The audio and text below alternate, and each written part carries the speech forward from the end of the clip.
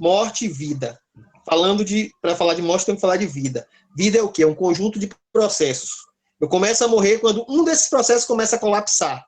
Exemplo, estou tudo bem, estou uma vida saudável, meu pâncreas começa a parar de produzir insulina. Salvo engano, se eu me recordo bem da aula de biologia, é o pâncreas que produz.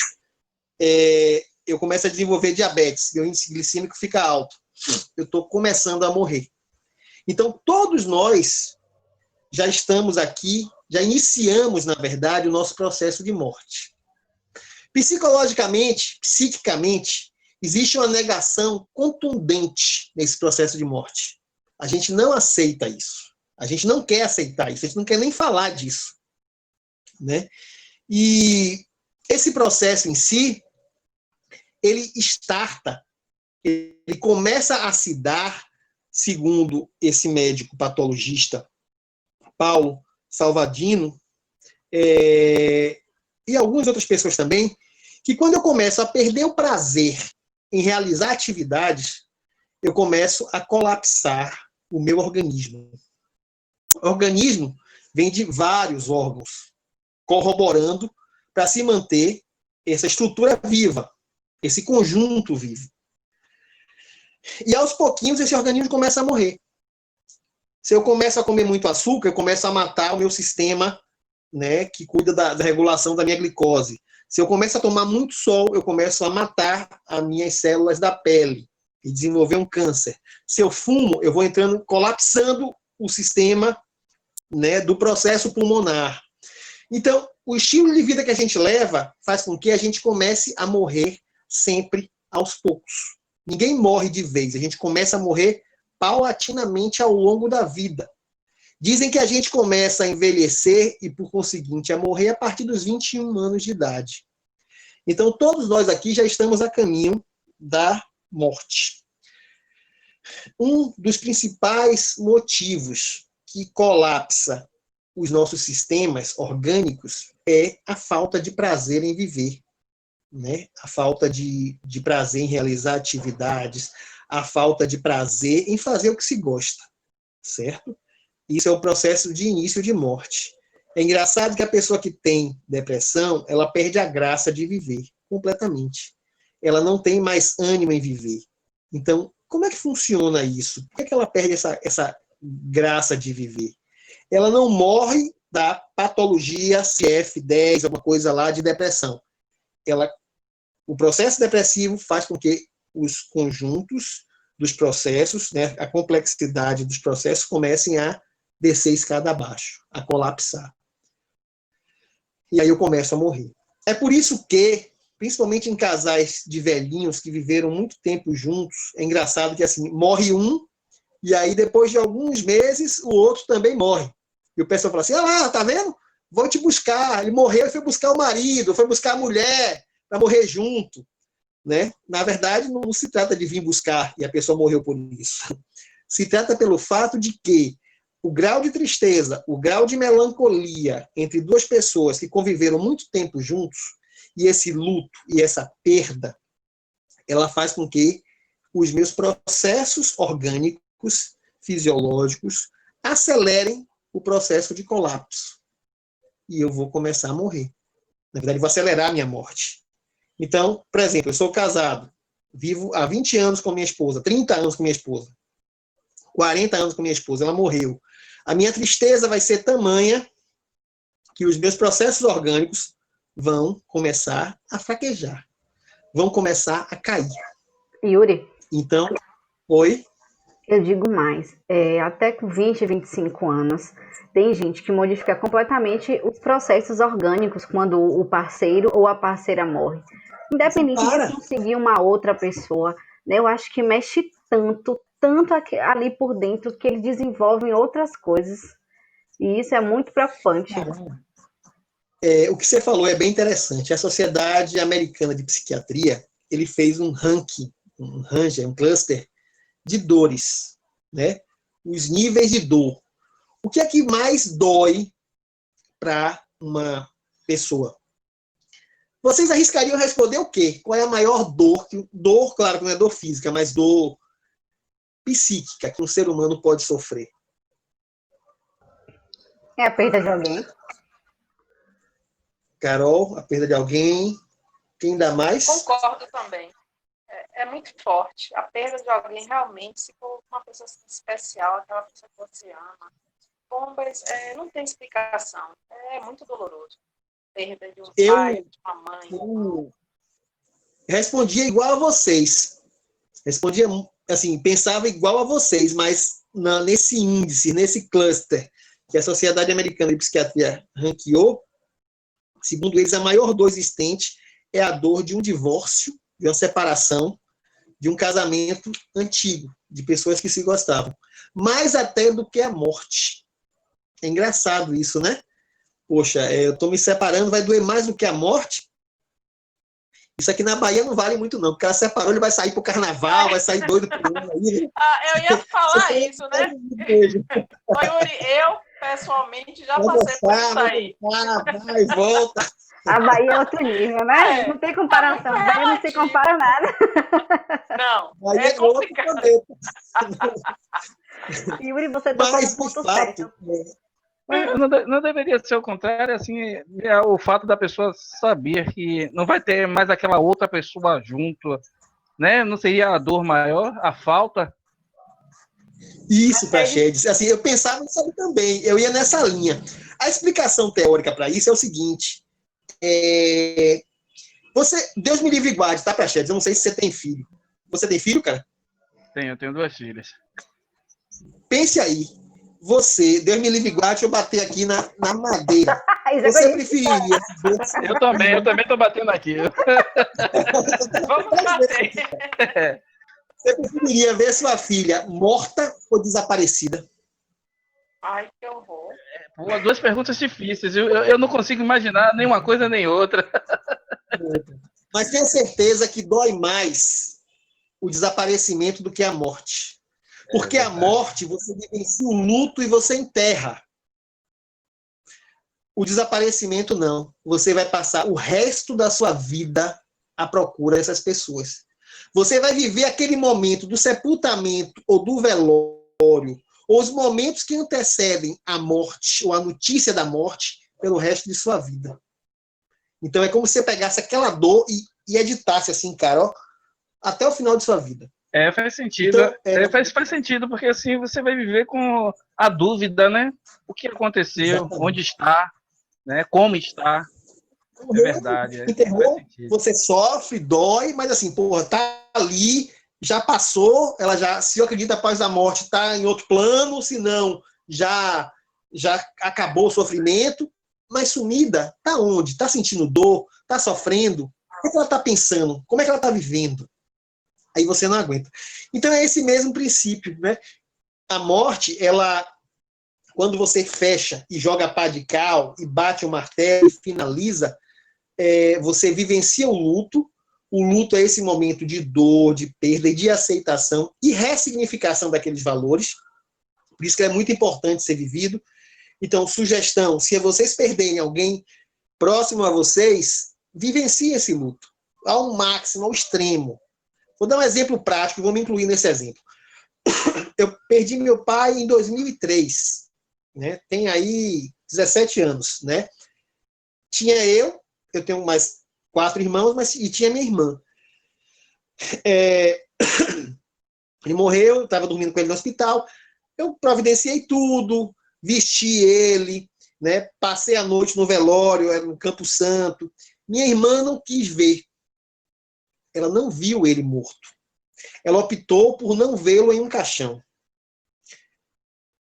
Hoje você percebe, em muitos momentos, que na fala dela, ela volta com ele como se ele estivesse vivo. Né? Existe um lamento, existe uma saudade mal elaborada.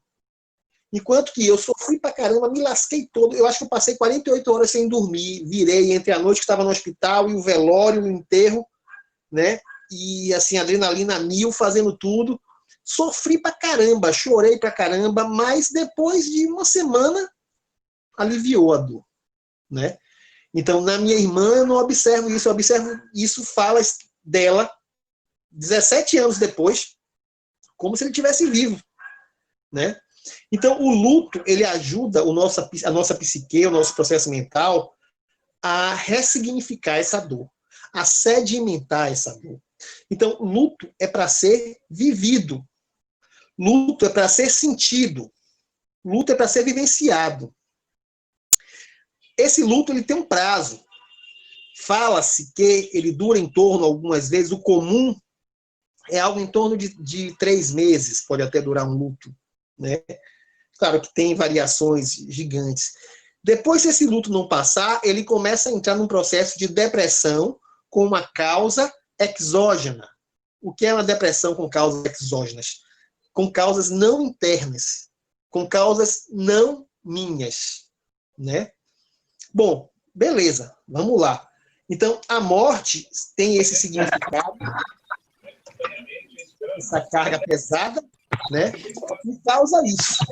Ela tem esse impacto, ela tem essa motivação, esse processo, certo? Bom, vamos voltar para a vida, tá? Então, a vida são esses pequenos momentos de prazeres que fazem com que a gente mantenha o complexo processo que a gente tem orgânico em cada um deles. Alguns teóricos também dizem o seguinte: a raiz do início da morte, eu começo a colapsar os meus processos com 2 tipos de situações nas quais eu me coloco. Primeiro é a solidão. E segundo, a perda da capacidade do encontro. O que é que significa solidão? Vamos lá. Friamente analisando, a solidão e a perda da capacidade do encontro estão intrinsecamente ligados, né? Eu posso estar cercado de gente e estar me sentindo sozinho. Por quê? Porque eu não estou tendo capacidade de promover um encontro com o outro. Tem uma série, acho que no YouTube, que ele mostra o seguinte: se você dormir, e tem um filme também, se você dormisse hoje e acordasse sem ninguém no mundo, não visse mais ninguém, chegasse na rua, procurasse alguém, não visse, fosse no shopping, não visse ninguém, tudo abandonado, né? O nível de estresse, nível de impacto na sua psique, na sua estrutura, seria gigante. Você deixaria de ser quem você é, praticamente. Porque a sua angústia, o seu medo, o seu desespero, o seu jeito de se entregar, né? A sua capacidade humana iria começar a se desfazer. Viveríamos como animais. A primeira coisa que você não precisaria mais era de roupa, salvo se fosse frio. Sua capacidade de fala e comunicação começar a se desfazer, né? Seus prazeres e pequenos prazeres da vida não teria mais. Por quê? Você só iria ter prazer com a pirâmide de Maslow, com as necessidades fisiológicas. Fazer cocô, fazer xixi, comer e dormir. Fazer sexo. 5. Animal. Isso é animal. Certo? Então, eu começaria a deixar de ser humano. Eu só sou humano, psiquicamente, porque existem outros que interagem e se encontram comigo. Outros humanos. Então, o grau de humanização da minha vida se dá por conta desse encontro. Quando eu perco essa capacidade de me encontrar, esse encontrar com grandes aspas, com o outro, eu começo a desenvolver a tristeza profunda que colapsa os meus órgãos, que colapsa os meus processos, os meus sistemas, os milhões de sistemas que meu corpo produz e eu começo a morrer. Por isso a solidão é uma das causas grandes de morte. Por isso que a solidão acelera metabolismos de doença. Por isso, vidas nas quais eu viso mais o ter do que o ser, são vidas fadadas ao adoecimento. São vidas mortas. São vidas que já começaram a morrer, de pessoas que já começaram a morrer. Mais importante do que eu ter é eu ser. Se você analisar, Carol, que está começando já a atender também com psicanálise, Pegar um ranco de paciente aí, uma grande quantidade de paciente com depressão e com queixa, você vai ver que essas pessoas, na grande maioria das vezes, preferiram mais ter do que ser. Perseguiram objetivos como prioritários, mais no ter do que no ser. Aquele cara que trabalha 12 horas por dia, como eu era antigamente, antes de ficar na ilha. Cadê minha vizinha da Barra do Gil? Sem fazer nada. Só catando papafumo e pegando muqueca, fazendo muqueca. Esse cara, ele vai se encher de dinheiro, vai ganhar bem pra caramba, mas não vai ter tempo para gastar o dinheiro de forma realmente prazerosa. Né? Porque os pequenos prazeres, eles se encontram mais no ser do que no ter.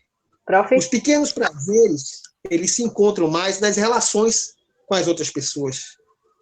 Por isso, quando a pessoa está apaixonada, né, você está assim, vou pegar a Carol de exemplo, viu, Carol? Vou pegar você de boi de piranha. Certo? É hoje. Prof, depois Juscelene quer falar, viu? Depois quem pode falar?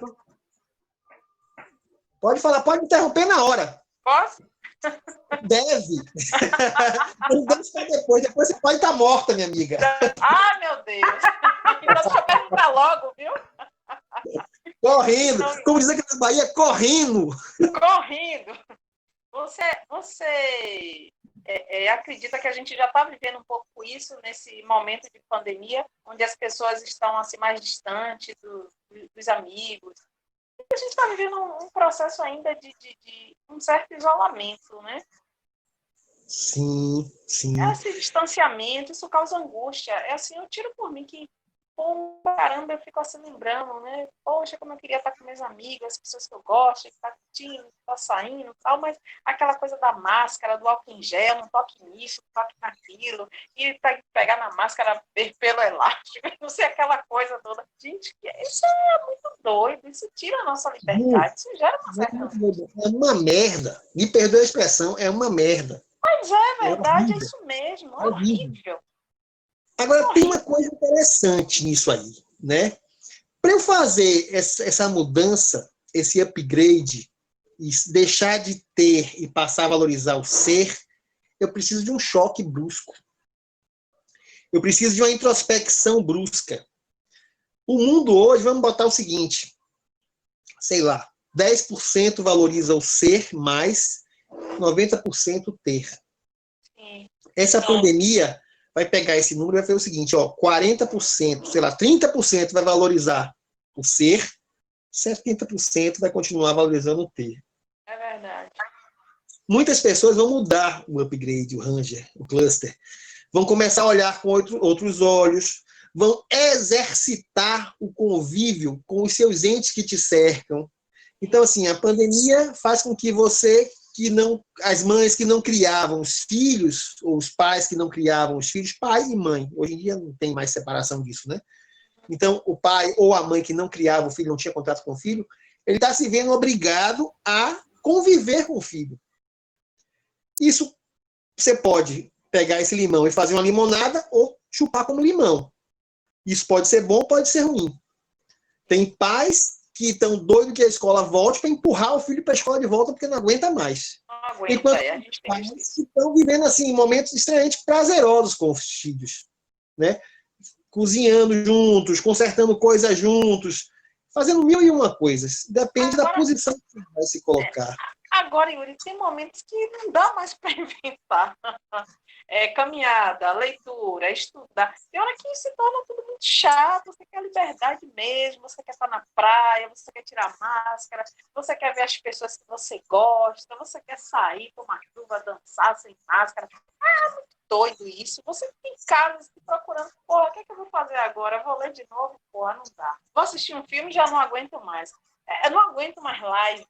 Meu Deus, eu não aguento mais ouvir, assistir filmes, e shows, e live disso, daquilo. Caramba! Tá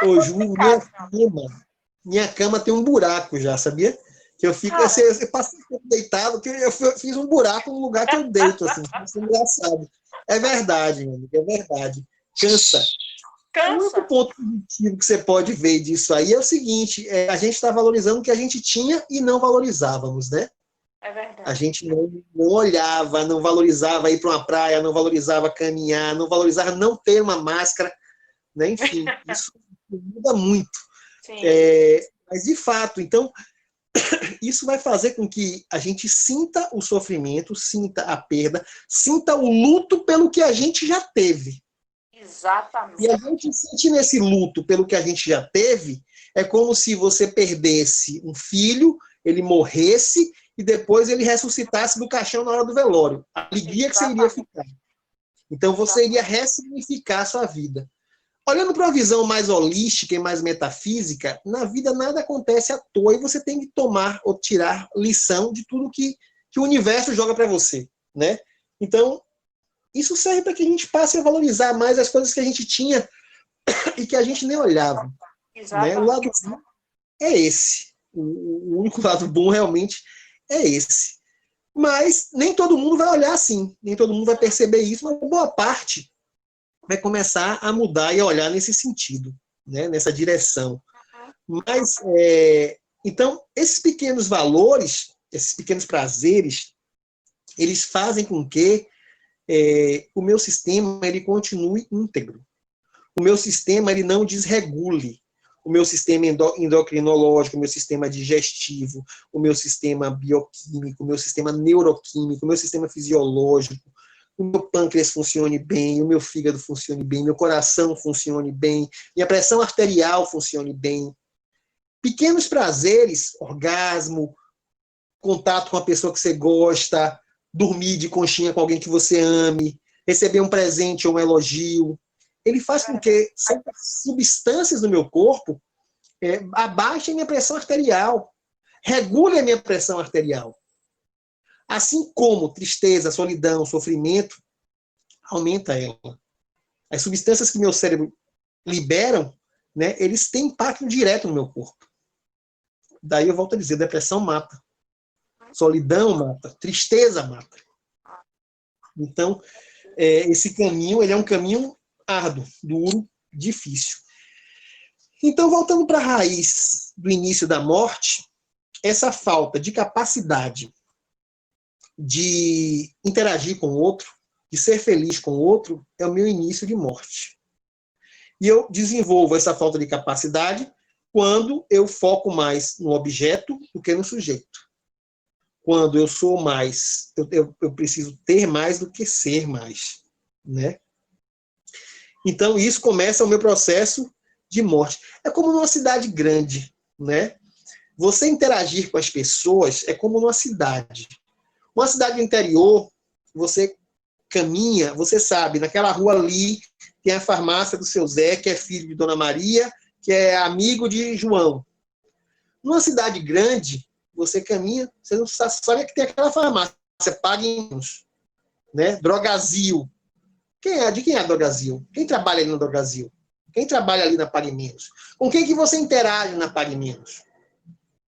Essa é exatamente a diferença de você viver, cadê minha amiga da ilha? De a gente viver na ilha, conhecendo todo mundo, andando descalço, ninguém preocupado com sua vida, do que você viver em uma cidade grande, que você é só mais um número. Então, você não sendo tem só mais preço. um número, não tem preço. É bem verdade. Você só... Não tem preço. E eu vou contar um segredo a vocês. Eu tô tão largada nessa pandemia que eu pintei o cabelo só para me apresentar. Eu falei cabelo, vou dar uma ajuda. Pra bruxa só faltava a vassoura. Mas, então, Mas assim, é uma delícia. diferença entre você viver em uma cidade grande ou viver em uma cidade pequena. A relação com as pessoas são muito mais próximas. O prazer em você interagir com o outro é muito maior, né? Então, você andando por uma cidade grande, você não conhece ninguém, você é só mais um, né? Esses encontros com as pessoas que você interage, fala, vê, isso faz com que você tenha pequenos prazeres em sua vida. Isso faz com que os seus processos se mantenham harmônicos, equilibrados. O segredo de viver é só você manter os seus processos orgânicos, físicos, químicos, equilibrados. Nada mais além disso. Você conseguindo isso, você consegue a longevidade tão esperada. Então, encontrar e frequentar essas ruas conhecidas, ela faz com que você tenha essa interação com o outro muito forte. Fazer coisas que você goste promove isso, elas mantêm o seu sistema equilibrado. Estar com pessoas que você ama mantém o seu sistema equilibrado. Por isso que às vezes você está assim, você namora uma pessoa, essa pessoa não tem onde cair morta, não tem nada, não tem status, não tem dinheiro, não tem casa legal, não mora em lugar legal, não tem trabalho, mas é uma pessoa que você gosta, certo? Você não trocaria nada em estar com aquela pessoa que não tem nada fisicamente para te oferecer ou materialmente para te oferecer, mas você gosta, em lugar de estar com a outra que você não tem muita proximidade, muito prazer em estar perto, mas tem tudo para te oferecer. Isso é a diferença de você valorizar o ser e valorizar o ter. Todo mundo que valoriza o ter, uma hora ao longo da vida, muda, faz esse upgrade e passa a valorizar o ser. E tem uma coisa que faz isso.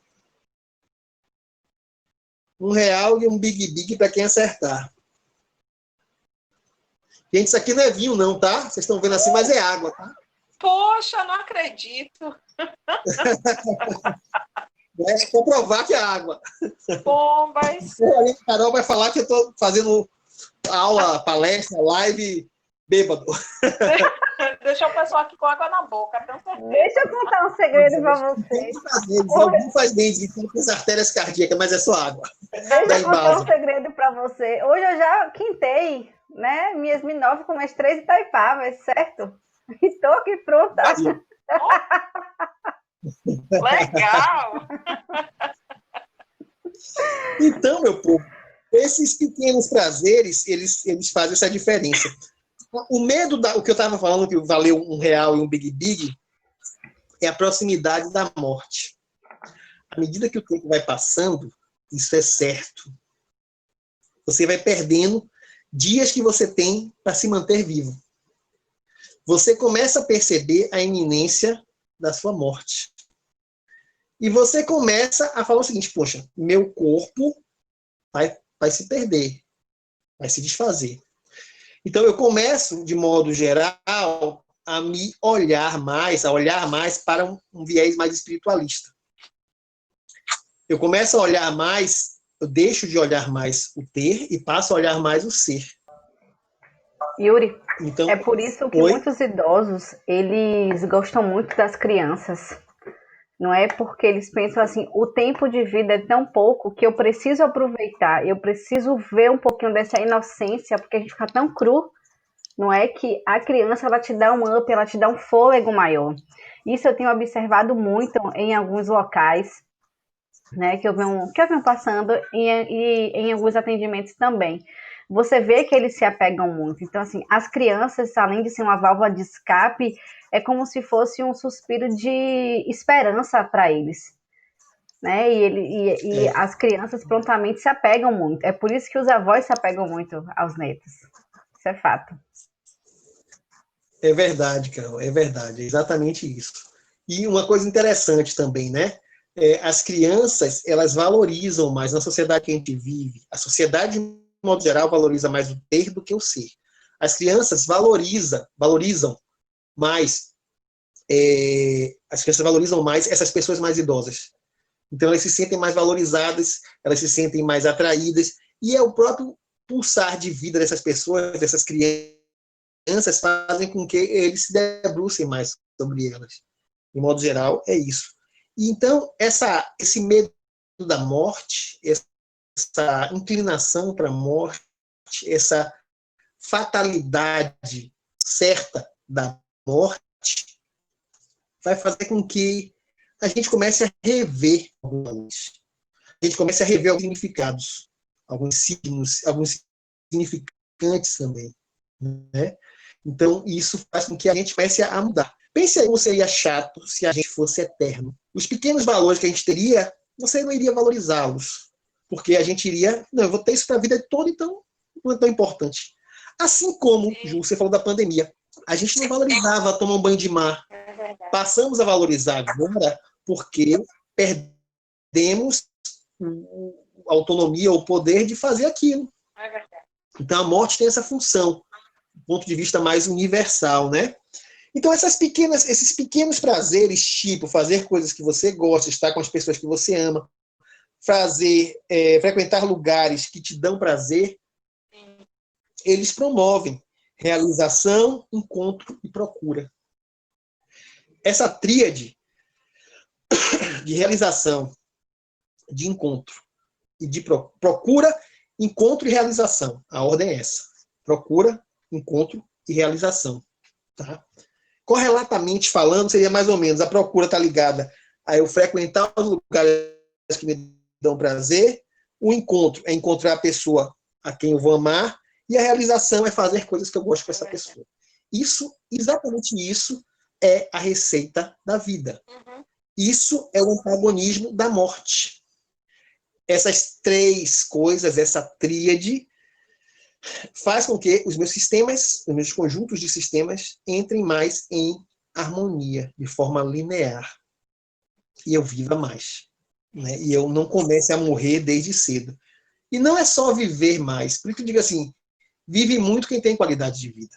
Né? Nem sempre isso acontece, mas de modo geral é assim. Então, vive muito porque essas pessoas tiveram qualidade de vida. Optaram por terem qualidade de vida. E aí vai para 100, 110, 105 anos. No Japão, isso é muito comum. O Japão tem muito isso. Outra coisa, Iruri, que eu observo, outra coisa que eu observo é assim, quando a gente faz uso de uma bebida alcoólica, na euforia, a gente pode tomar um engradado. A gente não fica bêbado. Mas quando a gente está para baixo, chateado, aborrecido, um copo já nos embebeda. Então, ao meu ver, é o psicológico que atua e a gente passa a fazer reflexões. Porque quando você está euforicamente falando, você não pensa, você vive. Eu estou correto no meu pensamento? Está correta, está correta. Pelo seguinte, Nádia, nós temos uma estrutura que tem três partes. Ele tem um id, que cuida da minha vontade, do meu desejo, da minha pulsão, sem julgar se é certo ou errado. A gente tem o superego, que é um filtro, que eu vou adquirindo esse superego à medida em que estou sendo criado. Esse superego ele é impintado, ele é impregnado em mim pela sociedade, pela igreja, pela escola, pela família, pela educação que eu recebi. E eu tenho o ego, que é quem eu sou. Essa vontade, ele sai do id, ele passa pelo superego. Se aquela criação que você teve autoriza você a manifestar aquela vontade, você segue. Essa vontade sai do superego e vai para o ego. Aí você realiza e vive. A bebida, drogas, situações de estresse, alto estresse, medo, desespero, pegam seu superego e achatam ele. Você fica sem superego. Você fica sem filtro. Então, tudo que você tem dentro de você é explicitado de forma transparente, sem nenhuma barreira, sem nenhum filtro. Psicologicamente, psiquicamente, o que acontece é isso, quando a gente bebe.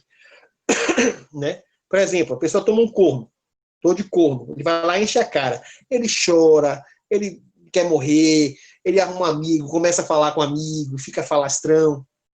Né?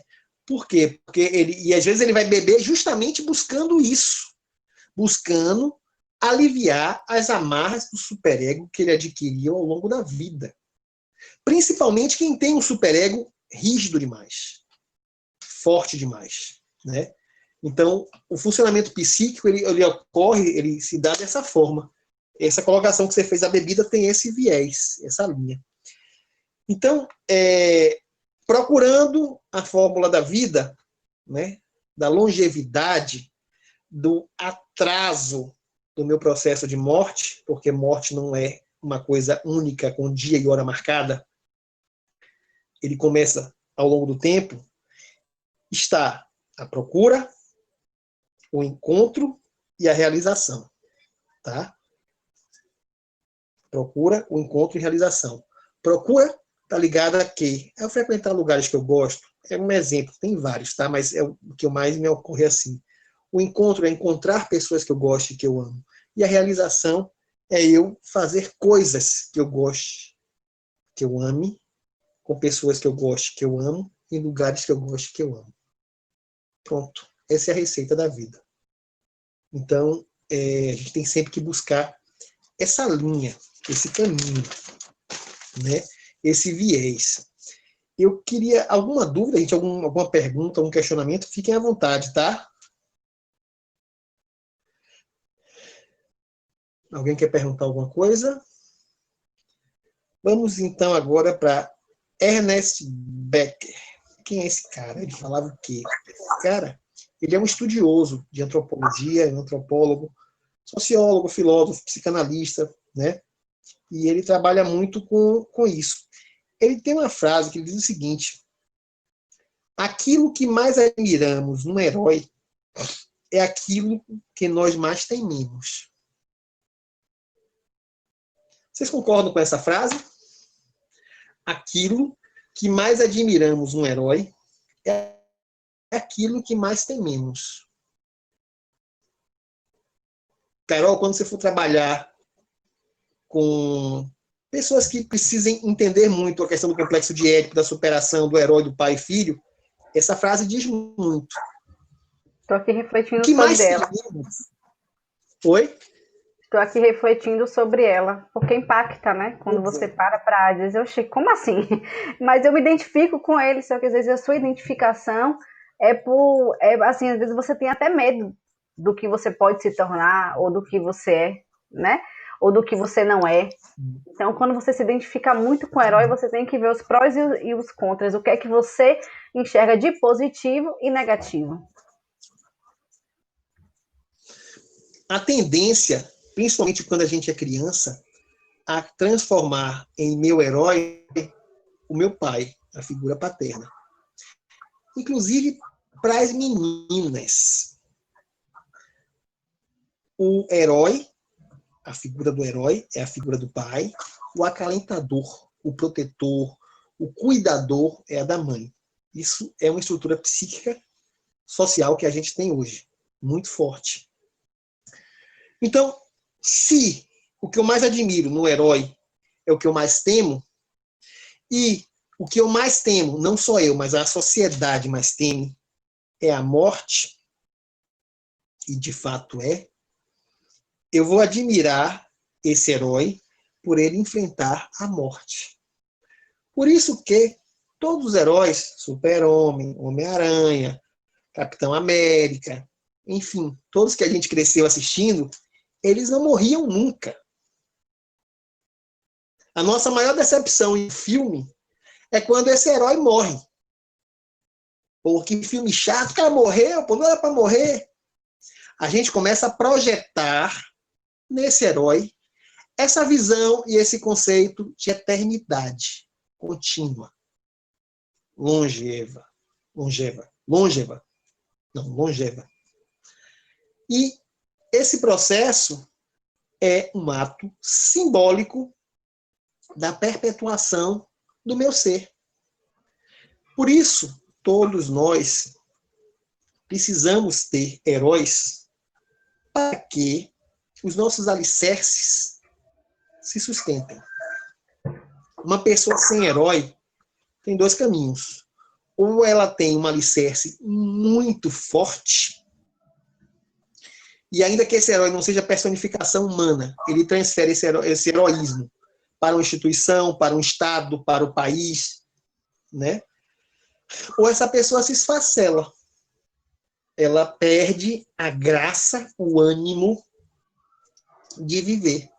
E ainda destrói os outros. os sonhos dos outros, Também. dizendo que Papai Noel não existe, Fada do Dente não existe, que é tudo um conto de fadas. Eu acho isso assim, eu tenho que me controlar muito quando eu vejo essas coisas assim, até para não, né, matar quem tá fazendo isso, porque é a verdade de cada um. Então eu tento ir na desconstrução. Isso é um parágrafo nisso que você está dizendo, de herói, houve muita crítica ao... Eu esqueci o nome dele. Ao Homem-Aranha, não, como é o nome daquele herói? Capitão América, quando ele envelheceu no último filme. Quer dizer, muita gente criticou o ato dele querer envelhecer. Né? Ah, porque ele envelheceu? Só porque ele ia sair da trama, ele não quer mais ser o Capitão América. Então, assim, eu achei muito louvável até que o autor não colocasse ele para morrer, mas que ele envelhecesse, que ele tivesse a vida que ele queria ter, com a mulher que ele amou. Né? Então a gente consegue criticar até isso, porque ele não tem o direito de envelhecer. Né? Eu acho que tem dois lados, como a gente sempre diz, né? Das coisas. Vertentes do viés, né? Uma coisa interessante, Carol, é o seguinte: esse processo de heroísmo, de eu me identificar com o herói, de eu manter o meu herói, ele é uma fase da psique infantil. Ele, com o tempo, você vai desconstruir esse herói. Pense você fazendo uma pilastra, uma viga, uma coisa assim. Primeiro você faz a caixa. Você faz uma caixa, você começa a jogar o concreto lá. Quando o concreto seca, você tira a caixa. Esse processo de heroísmo psíquico é o mesmo. Eu preciso dos meus heróis até que o meu concreto seque e eu possa tirar as caixas. Eu tirar as caixas é eu tirar esse herói. E aí meu alicerce vai estar bem fundado para eu conseguir me manter em pé. Né? É a mesma premissa. Então, ele escreveu até um livro, ele ganhou o Pulitzer em 74, que é A Negação da Morte, né, de Ernest Becker. Então ele diz o seguinte: o medo da morte e a angústia que a morte inspira é aquilo que movimenta o ser humano. Essa frase dele é bem simbólica. Se não tivéssemos medo da morte, a sociedade não seria hoje como a gente tem. Talvez nem existisse sociedade. Porque se eu soubesse que eu seria imortal, eu ia tocar o terror. Eu ia fazer o que eu queria. Eu não me recordo bem, lá na filosofia do segundo grau, mas um pacto social, eu acho que é de John Locke, se eu não me engano.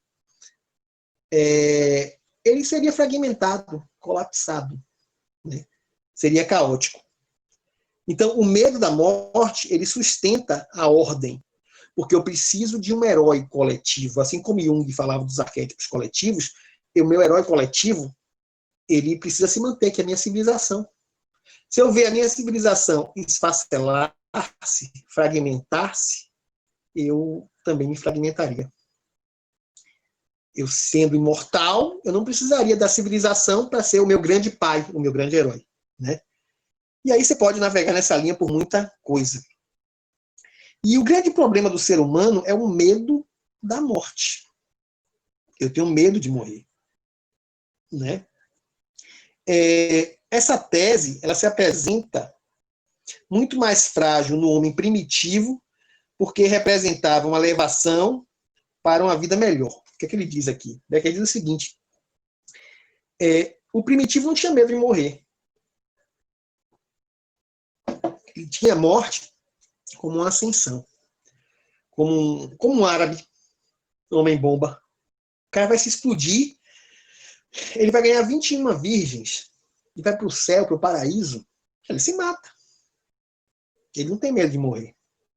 Porque ele acredita que o que tem lá é melhor do que o que ele está deixando aqui. Né? Então, no homem primitivo, enfim, esse medo era menor. O homem mais intelectualizado, mais humanizado, ele tem esse medo mais intenso. Né? O que a gente chama assim, esse cara é louco, ele se joga, ele vai, ele enfrenta. Né? Então, tem esse viés. O pano de fundo para entender a morte é o mito de Narciso. Eu vou tentar, porque nem todo mundo aí só tem, de psicanalista aqui, o que faz psicanálise só tem Carol, né? E Ju. Não, Ju não faz psicanálise, Ju faz outro curso. Confere? Psicologia social. Psicologia social. Então está dentro também. O Isso. restante do grupo fazem mais o quê? Alguém sabe? Qual a formação? Lorena que inicial? está aqui, Lore. Lore psicanalista, e o resto vai modificando. Tá muito misturado. Praxedes, eu faço administração. Fiz administração, né? Sou formado em administração. Tá, Praxedes. Então vamos lá. O mito de Narciso, o que é o mito de Narciso? Né? O mito de Narciso é o seguinte: lá na teitologia, que Narciso é um cara que se achava o mais lindo do mundo, né? O mais bonito, o mais tudo. E ele se achava tão lindo que ele ficava olhando nas margens do lago, no reflexo da água do lago, a imagem dele. E ele, a Val tá aí também, ó, Val tá junto. Então ele se apaixonou pela imagem Tem a galera de dele. serviço social O que ele aqui, fez? Mas serviço social tá com um pezinho na psicanálise, não tem desculpa. Um passo só. Tem serviço social que é mais psicanalista que é psicanalista mesmo.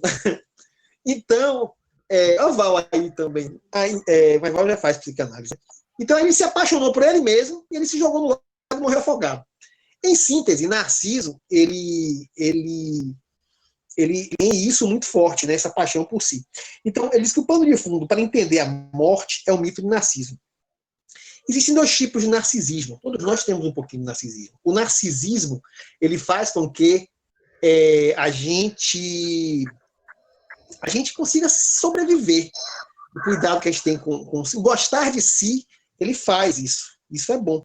Então, esse narcisismo que a criança tem, que é o instinto de preservação, vamos chamar assim, chama-se narcisismo orgânico, tá? Então, é aquela criança que está cheia de doce na mão. Você pega, Carol pega Matheus e fala assim, Matheus, dê um doce para seu amiguinho. Ele não quer dar. Ele não vai comer aquele doce, mas ele não quer dar, ele não quer perder. Ele quer ser o centro das atenções, né? Ele é presente, muito presente nas crianças. E à medida que a gente vai ficando mais velho, a gente vai evoluindo esse narcisismo. E vai criando, desenvolvendo o narcisismo simbólico. E o que é o narcisismo simbólico? Eu acho que eu vou viver eternamente. Eu me nego a morrer. Todos nós nos recusamos a morrer. Ninguém quer morrer. A gente não quer pensar nem que eu posso morrer amanhã.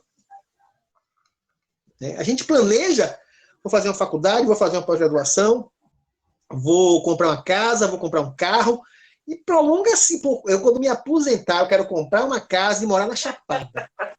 Daqui a 30 anos. 30 anos, caralho, é muito tempo, porra. Olha como a gente projeta para frente. Por que a gente projeta para frente? Porque a gente tem um narcisismo simbólico. Eu sou eterno. Eu não morro nunca. Olha que merda que a gente pensa, né? Como é que a gente... Cabeça de ser humano é puta que pariu, como disse. É complicado. Então, esse narcisismo simbólico ele faz com que eu me recuse a perceber o meu momento de morte. Eu vou ser eterno. E aí ele pensa o seguinte, ele entra num paradoxo humano. O que é o paradoxo humano? O corpo se dissolve, mas minha intelectualidade, minha forma de ver o mundo, minha filosofia, minha arte, minha ciência, meu intelecto vai ser mantido. Eu me nego a aceitar que o meu intelecto vai ser desintegrado com o corpo. Os próprios materialistas, inconscientemente, eles se negam a isso. Porque se eles pensassem diferente e quando eles estufam o peito para dizer que não, morreu, acabou. Morreu, meu intelecto vai se dissolver com a matéria. Eu falar, puta que pariu, por que você passa 12 horas por dia estudando então, meu amigo? Vai viver, caralho. O comportamento dele entra em confronto com o que ele pensa. Nega o que ele pensa.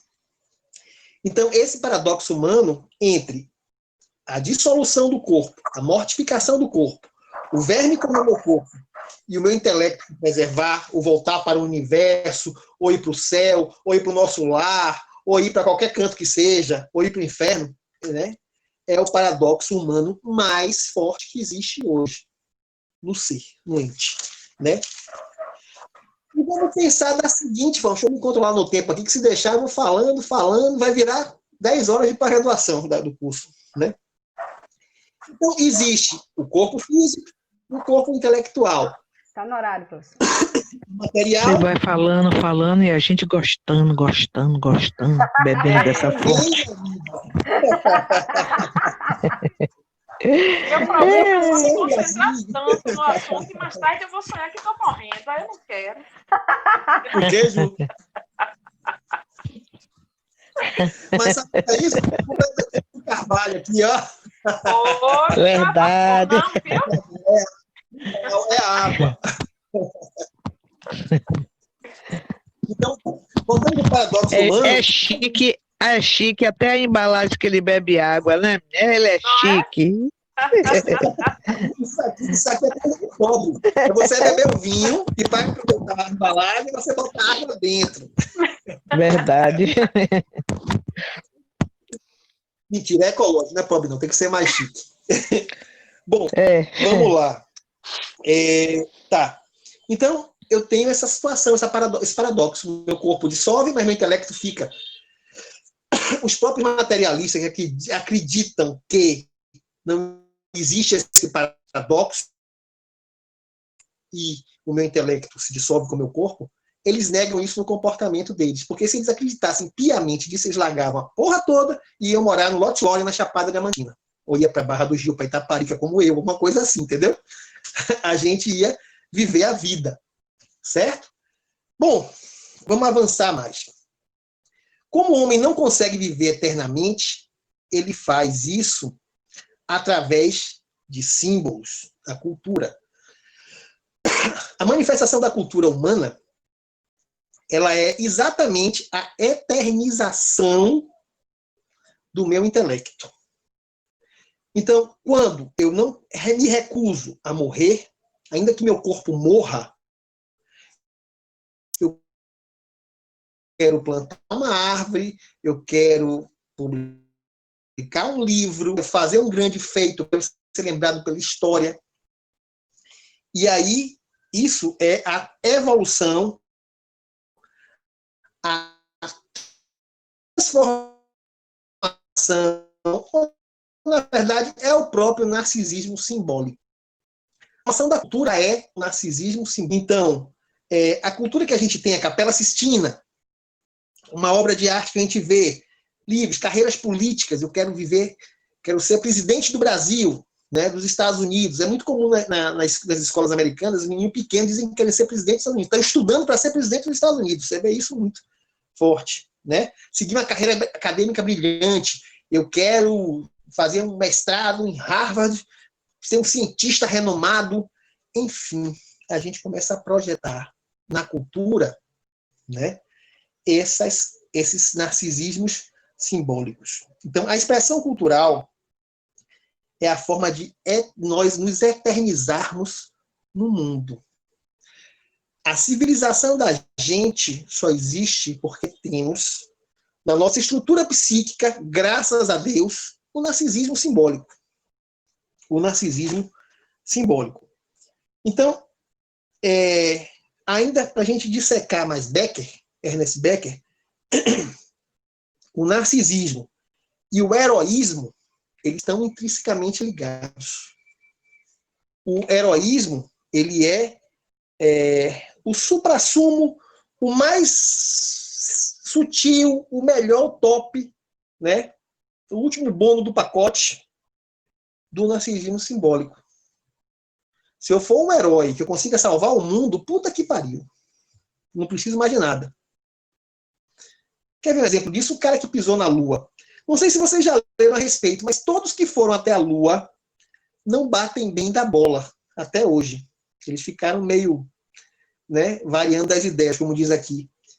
Porque é o ato quase que clímax do heroísmo. Diga, Ju. É quando você levantou a mão.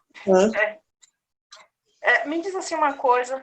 Como é que a gente pode trabalhar essa coisa para a gente não chegar ao ponto de adoecer só em saber se um dia a gente vai morrer, que o nosso corpo vai dissolver e que a gente não vai mais viver essas coisas que a gente gosta, de ter a vida tão prazerosa, sabe? Como trabalhar isso? Porque chega um momento de realmente ficar pensando, né? Poxa, vai tudo acabar, eu vou morrer, vai acabar tudo, esse corpo vai embora. Diz aí como é que a gente pode fazer. Eu acho que melhor explica isso eu vou falar aqui o nome dela, Monja Coen.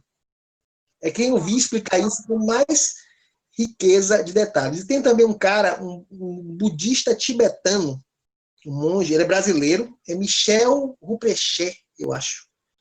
Michel Ruprecht. Depois eu ponho para vocês, eu mando para vocês, deixar meu zap aqui para quem não for do grupo, que ele também é muito bom explicando isso.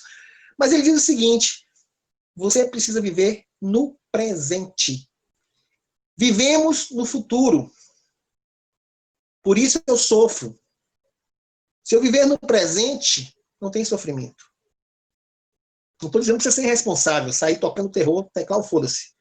Mas viver no presente faz com que cada momento seja único. Faz com que você não viva o ter, você viva o ser do começo da palestra, da fala, da conversa. Né? Então, isso é uma coisa extremamente importante. E no final também eu vou caminhar por uma estrada aqui que talvez seja interessante e responda a você isso aí, né? Isso aí, Eliette, é viver cada momento. Só que isso não pode ser uma coisa meio que da boca para fora.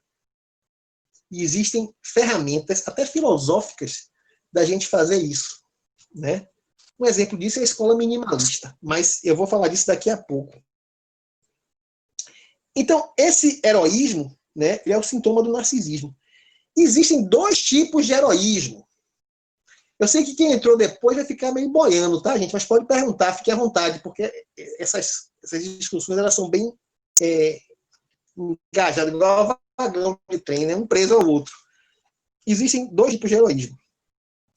O baixo heroísmo e o alto heroísmo, né? Como é que se desenrola esses dois tipos de heroísmo? Que diabo é o baixo heroísmo?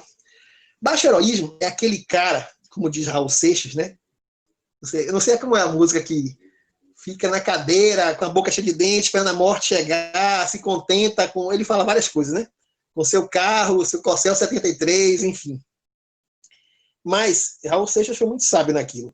Esse baixo heroísmo é: eu vou me sentir um herói, eu vou me eternizar e não vou morrer, né, no meu narcisismo simbólico, porque eu tive um filho. Isso aí, ouro de tolo.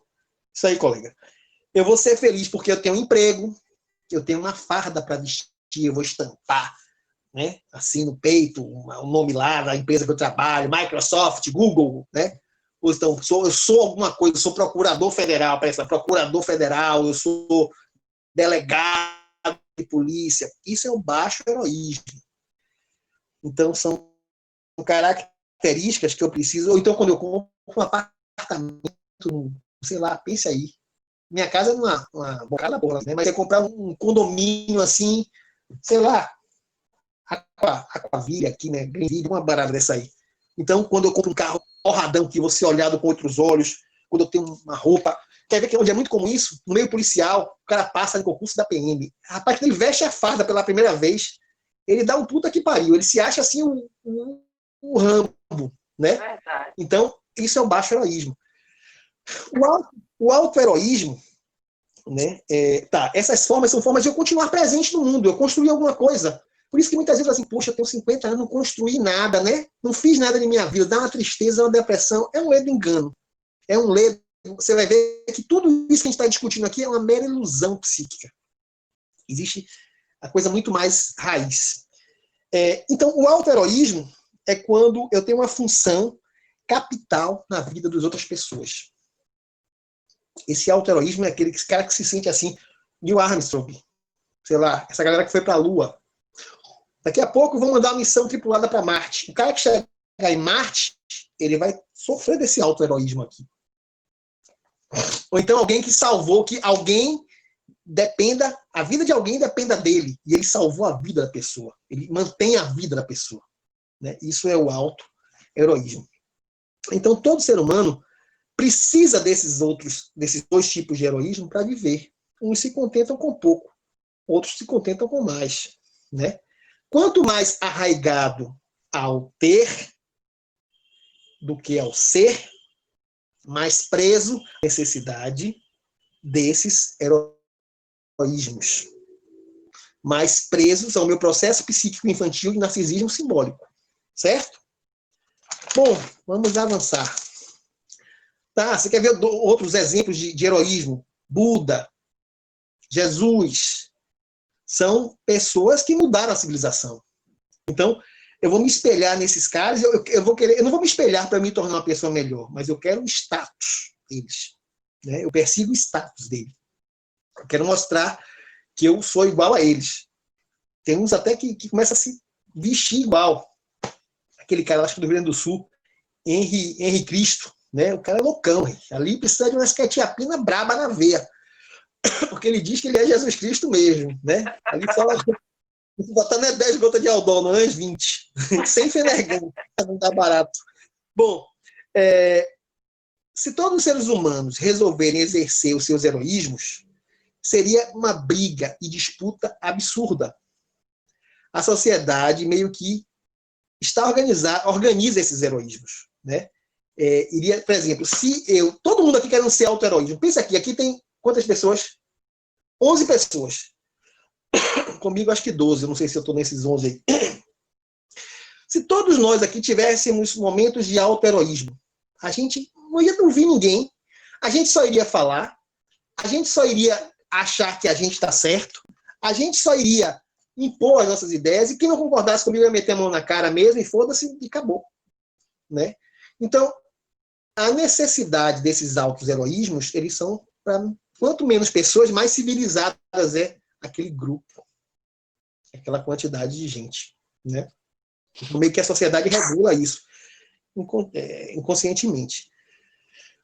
A cultura não está conseguindo organizar seus sistemas de herói. Olha onde está dando pau. Está dando merda aí. A nossa cultura contemporânea, ela não consegue mais organizar nosso sistema de heróis. Olha o significado disso. Como é que funciona isso? Falando aqui. Você pode pegar jovens, por exemplo, há um desânimo dos jovens em usar roupagens culturais que promovam seu heroísmo. Eu não quero mais seguir os baixos heroísmos ou os altos heroísmos. Eu não quero mais trabalhar, ter uma farda, comprar meu carro, comprar meu apartamento, casar e ter meus filhos, o baixo heroísmo. Isso não vai me saciar. Isso não está servindo mais para mim. Tem uma lacuna aí. E agora, José? Como é que rola aí? O que é que rola aí? Se eu não me vinculo nem ao baixo, muito menos ao alto heroísmo, eu vou me vincular a quê? Um real de um big para quem acertar. Mentira. Uma garrafa de quinta do Morgado. Eu vou me vincular ao anti-heroísmo. E o que é o anti-heroísmo? O anti-heroísmo é eu pegar uma metralhadora, entrar numa escola e sair metralhando 50. O anti-heroísmo é eu não trabalhar e eu não estudar, geração neném. O anti-heroísmo é eu não casar para não assumir responsabilidade, eu viver na casa do pai. O anti-heroísmo é uma negação da vida adulta. É como se eu estivesse meio que retroagindo. Eu estou destruindo o meu sistema narcísico simbólico de heroísmo, mas eu não sei o que é que eu vou botar no lugar. Existe uma incógnita. Segundo Zygmunt Bauman, modernidade líquida, valores líquidos. Alguma coisa nova vem. Para ocupar esses heroísmos pré-estabelecidos, quer seja o alto, quer seja o baixo. Certo? Bom, Tudo isso são perspectivas futuras. Né? Eu preciso do heroísmo porque eu preciso de perspectivas futuras. Eu viver no presente, eu dispenso o meu heroísmo. Se eu viver no presente, o budismo é muito rico nisso. O Monja Coen fala muito nisso. Michel Hopchet fala muito nisso. Eu viver no presente, eu dispenso os meus anseios futuros. Por conseguinte, eu dispenso também a necessidade de um anti-heroísmo. Eu viver no presente, vamos voltar lá para o início, a gente abriu. Eu viver no presente faz com que eu queira ser mais do que ter. Para eu ter, eu preciso viver no futuro. Para eu ser, eu vivo o presente. Lembra o ser, relações, as ruas da cidade do interior? Essa pegada. Oi, Yuri, só Então, uma pergunta. Tá, eu tenho que ver no Me permite? presente. Oi? Se eu tirar só a dúvida contigo, Yuri. Fica à vontade. Assim, você não acha que a nossa sociedade, ela nos impõe isso no hoje, mesmo nós vivendo o hoje, ela nos impõe isso, o querer, porque assim, é um mundo capitalista, você tem que hoje você tem que se sobressair de qualquer forma. Então, assim, eu acho que a nossa sociedade, mesmo a gente vivendo hoje, ela nos impõe esse conceito aí. É verdade, Praxedes. Mas assim, Carol, vamos lá. Será que a gente precisa de tudo que a gente tem? Será que eu não tenho que seguir essa linha ideológica que você está colocando aí, porque eu quero ter mais do que eu preciso? Quantos pares de sapato você precisa? Tem gente que eu conheço que tem 100. Eu preciso de no mínimo 3, no máximo 3. Quantas blusas eu preciso? 10? Preciso de 3. Eu preciso de ter um carro de 60 mil reais? Ou eu posso ter um Gol velho de 6 mil que me leve em todos os lugares? Eu preciso morar no Horto Florestal? Ou eu posso morar aqui em Pernambués, num apartamento alugado de 800 reais? Então, os valores que a gente tem fazem com que a gente precise perseguir mais o futuro. E não vivo o presente. Eu sei exatamente o que você estava falando. Eu tive uma vida extremamente intensa. Eu fui gestor de organizações grandes. Eu trabalhava 12, 13 horas por dia. Ganhei muito dinheiro, né? Então, hoje eu estou com uma vida muito mais leve. Muito mais leve. Eu acho que eu ganho hoje, sei lá, um sexto ou um sétimo do que eu ganhava. Aí eu falei assim, porra, tá fudido. Você no início começa a pensar isso, me fudi, me lasquei. Me perdoe a expressão.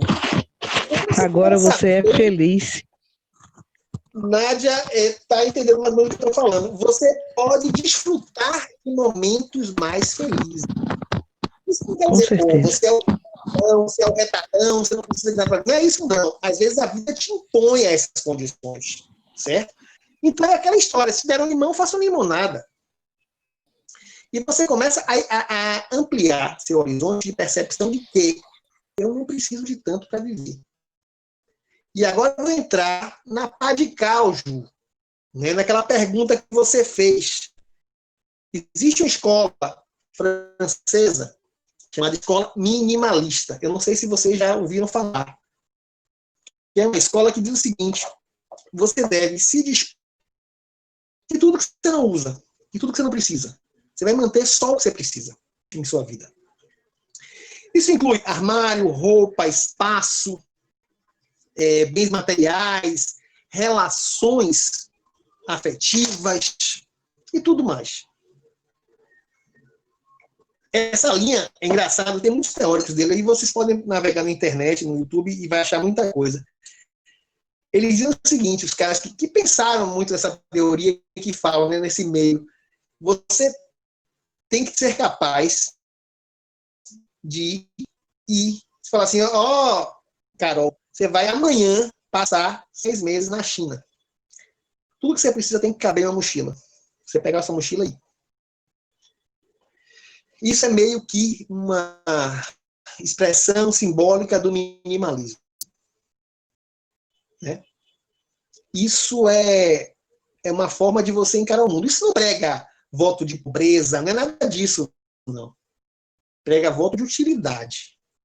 Se você usa uma Ferrari, se você precisa de uma Ferrari, você entende aquilo, que você tem uma utilidade prática, vá trabalhar para comprar sua Ferrari. Mas, quando você se debruça, de fato, sobre o objeto, você começa a perceber que você não precisa de uma Ferrari. Você precisa de um veículo. A Ferrari vai te dar a reboque, outras coisas. Claro que você tem que achar um meio termo. Você não vai ser radical. Né? É engraçado porque isso, quando você vai para o minimalismo francês, contemporâneo, filosófico, você vai encontrar o discurso muito de Jesus lá atrás, né? De você não carregar, eu não sei bem qual é a passagem, que eu não sou muito conhecedor da Bíblia, mas você não deve carregar as malas, alguma coisa assim, pesadas, ou que você não use. Tem uma passagem dele disso lá.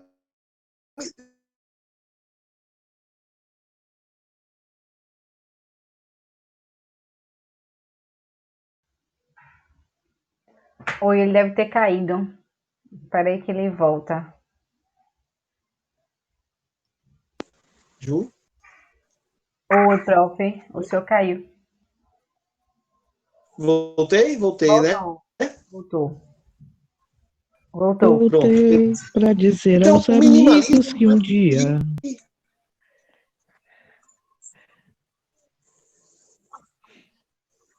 Parou. Oi? Alguém está falando?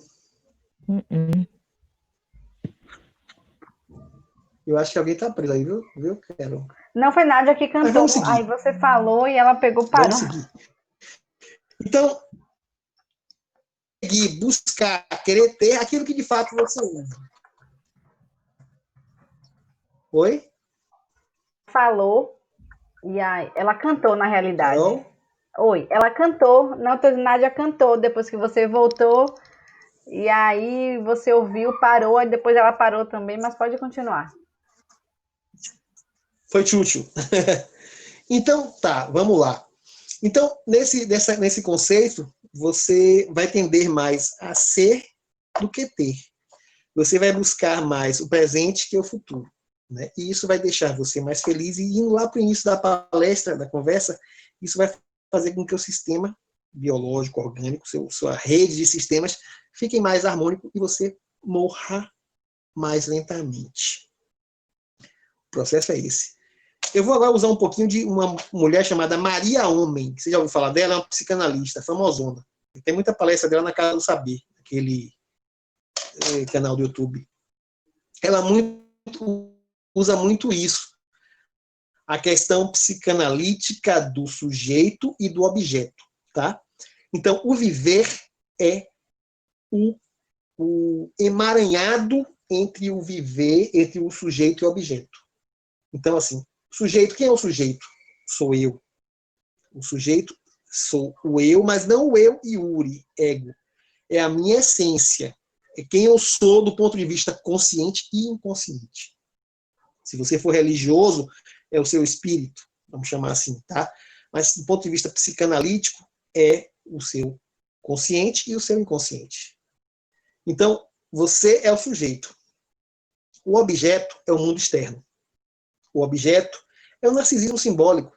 O objeto são os meus heróis.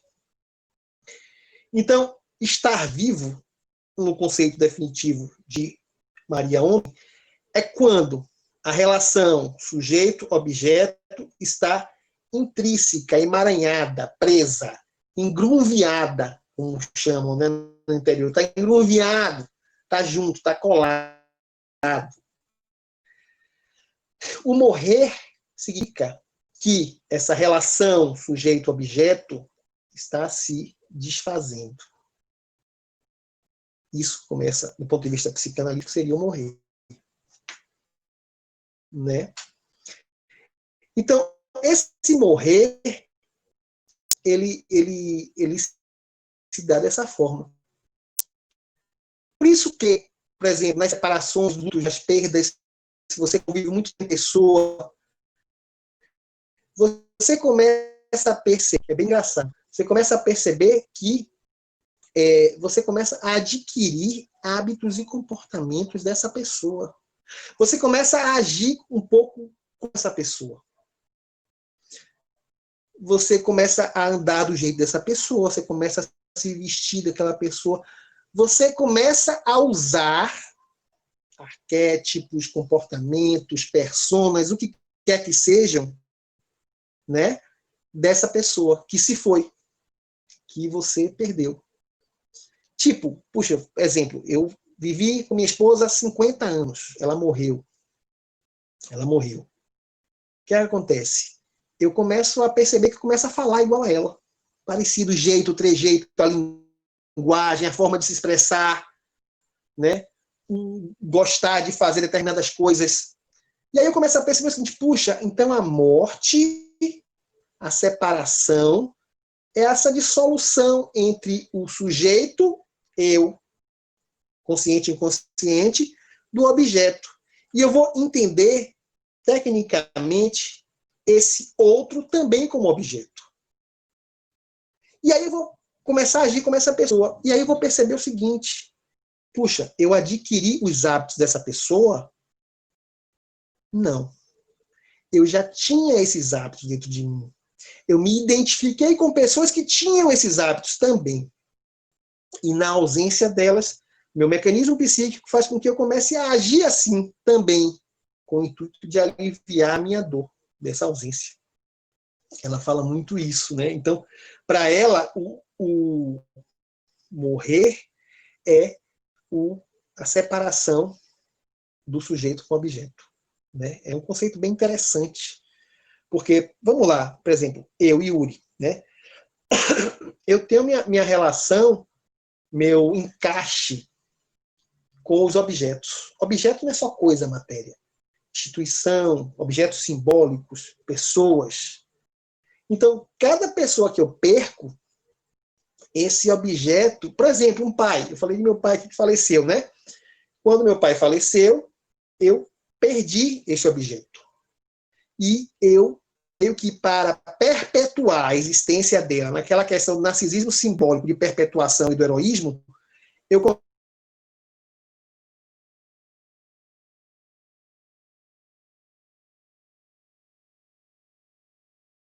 como eu era dentro de mim, na minha essência. Só que estava aplacado porque eu tinha alguém que vivia daquela forma. E eu não precisava expressar a minha interioridade. À medida em que ele se vai, eu passo, e eu não tenho mais essa pessoa com aqueles comportamentos, aqueles hábitos que eu gostava, eu passo a vivenciar aquilo para suprir o costume de ter esse outro do meu lado, né?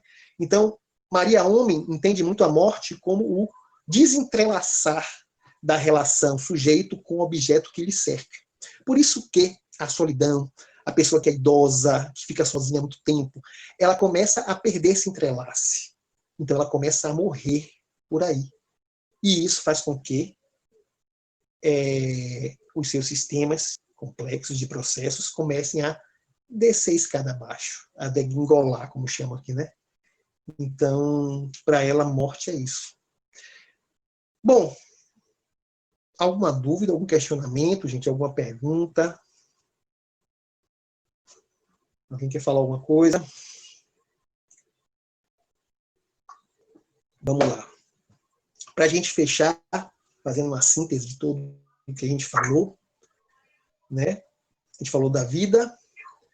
Vida é um conjunto de processos complexos que habitam o nosso organismo.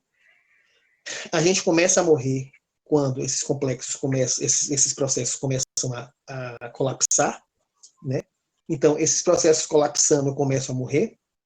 A questão da morte, o medo da morte, a brevidade da vida, faz com que surjam mecanismos psíquicos em mim que eu consiga viver com isso, transpor isso, superar isso e até de fato morrer. Vem o narcisismo orgânico, que é a criança, aquele narcisismo que ela tem, o narcisismo simbólico, que é a questão de eu colocar o herói para perpetuar o meu grau de intelectualidade, né? Vem aquela questão do corpo, matéria, intelecto, o paradoxo humano, né? Desse paradoxo humano vem a questão da dualidade, e essa dualidade é o ser contra o ter, é o futuro contra o presente, futuro e passado contra o presente, né? Então, aí vem algumas soluções filosóficas para isso, minimalismo, né? Algumas religiões vão nessa linha, o budismo, por exemplo, né? Em síntese, somos complexos pra caramba, muito complexos. Então, de complexidade das nossas vidas, já basta a nossa psique e o nosso organismo, né?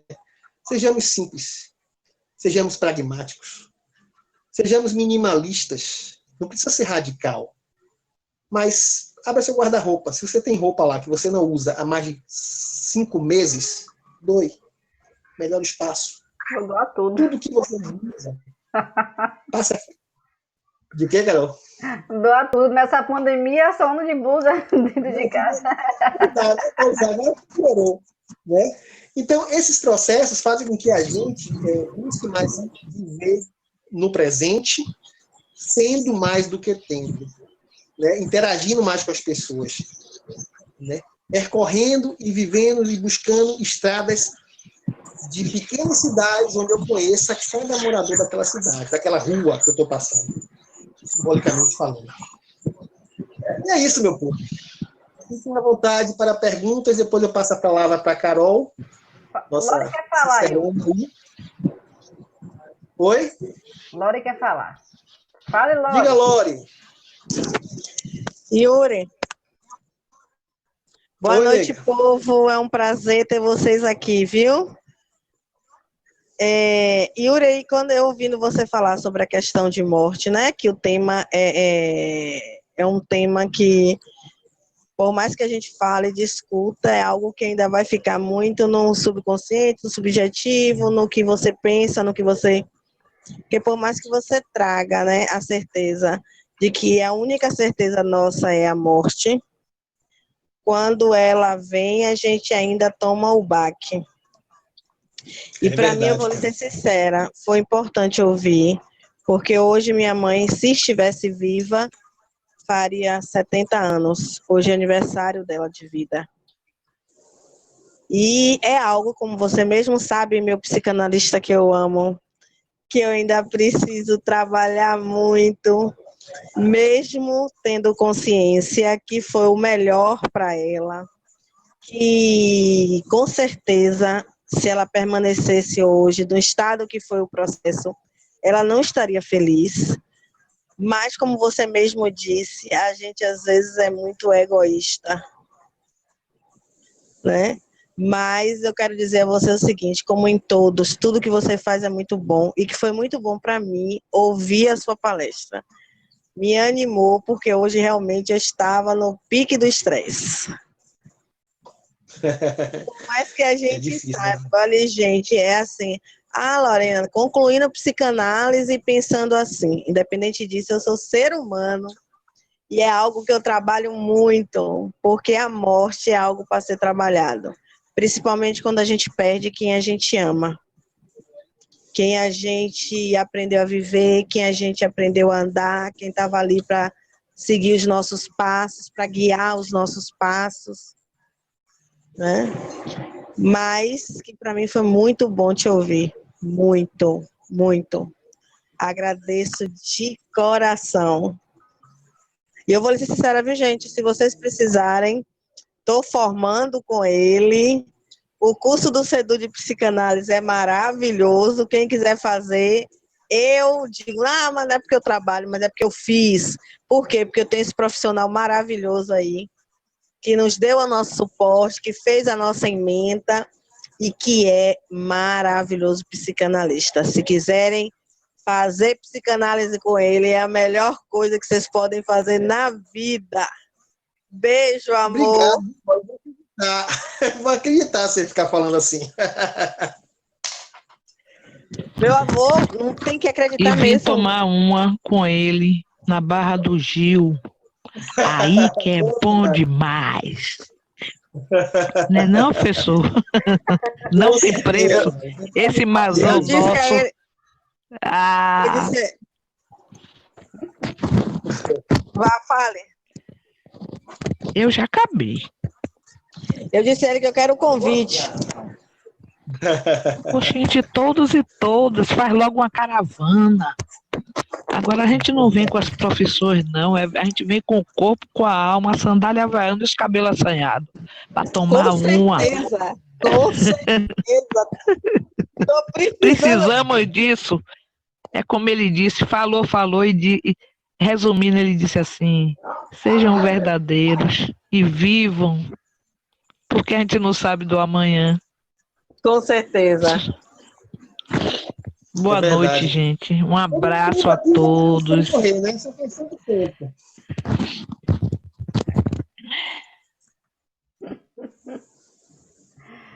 É verdade, tem muita gente que ainda não consegue ressignificar, né, a morte. Minha mãe tem 63, ela ainda não consegue ressignificar a morte da mãe dela. Mas você vê que ainda é todo mundo tem seus processos e a gente tem que caminhar, né, devagarzinho neles. Eu concordo com a Lorena, também fui aluna do CEDU, orientanda de professor Yuri, né, que é um excelente profissional. E digo a vocês que ele não alivia, tá bom? Ele não é de aliviar. Ele bate com força. Quando eu indico. E aí você gosta dele, eu digo, olha, ele tem uma coisa a dizer, ele não alivia. Né? Então não vá achando que vai ser o mundo de Alice, que ele vai lhe dizer o que você quer ouvir, porque ele não vai. Mas é excelente profissional. Você não paga para falar o que ninguém te diz, né? É verdade. A ideia é essa, né, cara? É verdade. E o Sedu quer agradecer, Yuri, mais uma vez pela parceria, né, de sempre. A gente sente que pode contar com você sempre, pode contar com a gente também para qualquer coisa.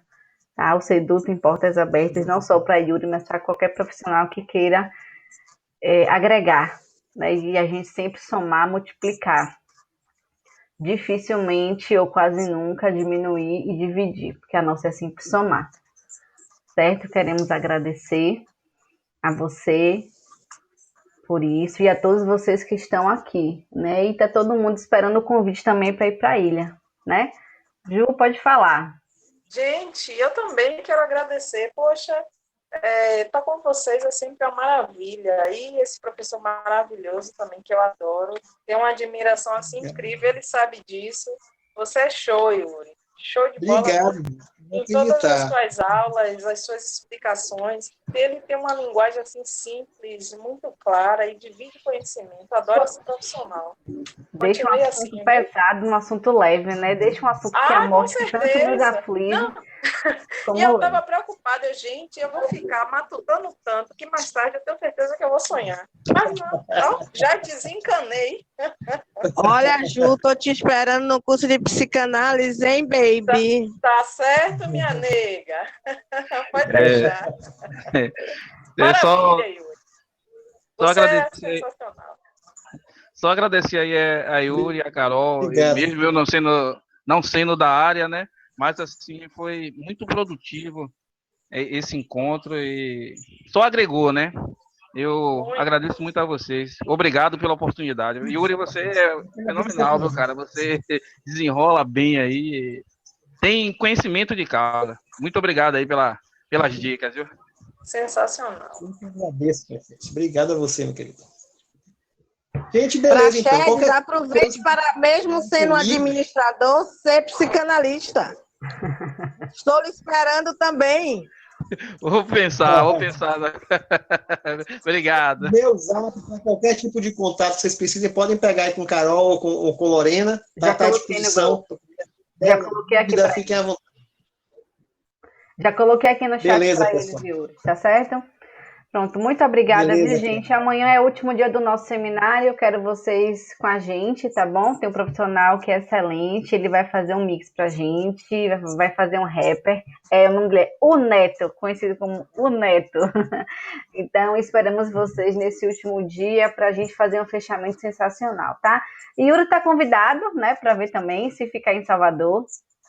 Se não, amanhã mesmo já deve estar Beleza, partindo Kelly. pra ilha novamente, né? Então, a gente só tem que agradecer, tá? Boa noite.